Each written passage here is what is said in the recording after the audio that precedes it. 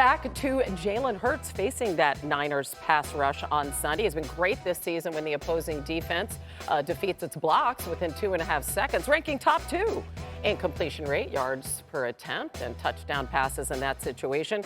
That trade for Chase Young, big boost for that pass rush. That unit ranks 3rd in ESPN's pass rush win rate, which you have to say very, very slowly. And that's since week 10 when he made his debut with the team. Dan the Man, how do you see Hurts and the Eagles trying to attack that 49ers D? I think the pass game for Philadelphia matches up well with San Francisco's defense. The way to attack San Francisco's defense, ball out to the perimeter, ball out to the perimeter. And Jalen throws the out route and the slant route really well. If you just go back to Thanksgiving night, that's kind of what the model was for Seattle's offense. Now, they just weren't consistent enough with it and deficient enough, but getting the ball and kicking it out to the perimeter. Again, San Francisco's defense is very good. The pass rush, Hannah, you just hit on, is a big deal. I think Lenore going into the slot has absolutely helped their coverage. But the more that Jalen Hurts can live in that world of slants and outs or stops, and again, that's a big part of Philadelphia's pass game. Playing on time bodes for efficiency, then that pass rush is minimized, and then like the offensive line for Philadelphia has the chance to kind of lean on those pass rushers. Marcus always says they got to earn the right to rush the passer.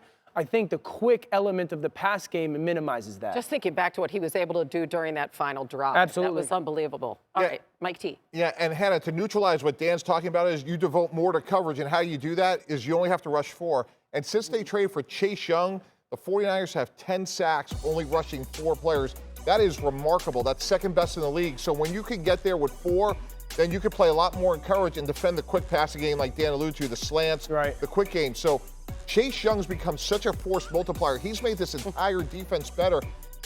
What else is really interesting to me is how creative they're getting. They're sliding Nick Bosa into the A-gap, moving Chase Young around. You don't know where to slide protection, and it's helping that secondary of the 49ers. If San Francisco is going to line up and just have 4 guys at the line of scrimmage consistently and try to play with 2 safeties, this is the moment and game when Jalen Hurts' legs, the designed runs that were a massive part of last year and have not been this year, I have been under the premise that it's because they have the philosophy of we're only going to do it when we have to.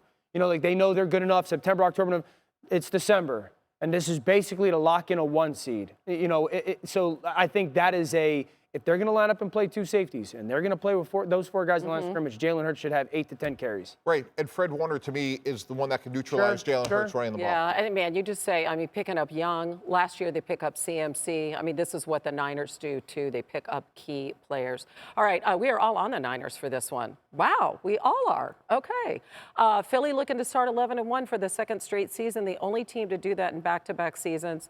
The 72 and 73 Dolphins. You forget how good they were next year, right? If Philadelphia falls down and starts slow like they have, this game could get out of hand. You think so? Like not even close? Yeah. Really? Okay. Wow.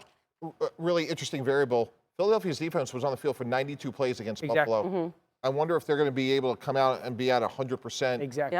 After a short week against Kansas City as well. By the way, then they have to go to Dallas, and Dallas will be more well-rested for that game as well. Very interesting. All right, let's take a look at an ESPN Bet Parlay Plus for this game. Okay, Mikey T, starting with Jalen Hurts, over under 241.5 passing yards. Yeah, I'm going to have to go under on that. I just feel like this is a game where, look, we just talked about how good this 49er defense is, and if they're going to win, I agree with Dan. It's probably going to be more with his feet than with his arm. Hey, look, CMC is popping up here, too, to the other side of the ball. Over, under 72.5 rushing yards for Christian McCaffrey. I'm going to go over, and really, Hannah, for what we just talked about, I think this Eagle defense has been worn down a little bit. Be it injury or performance, the middle of this defense isn't great. I think getting Kevin Byard's going to help.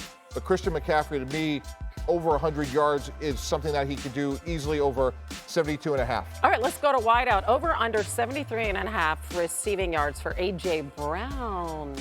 I'm just going to go over because it's A.J. Brown, And look, I don't know if he'll be matched up on Avery Thomas, but look, A.J. Brown, even if they double him, he is just, outside of Tyreek Hill, to me, the best receiver in the league this year. So even though I think it's going to be tough slaying for this Eagle offense, I'm not going against A.J. Brown. He has been held under 70 receiving yards the last 3 games. Just saying. Okay. But listen to Mikey T.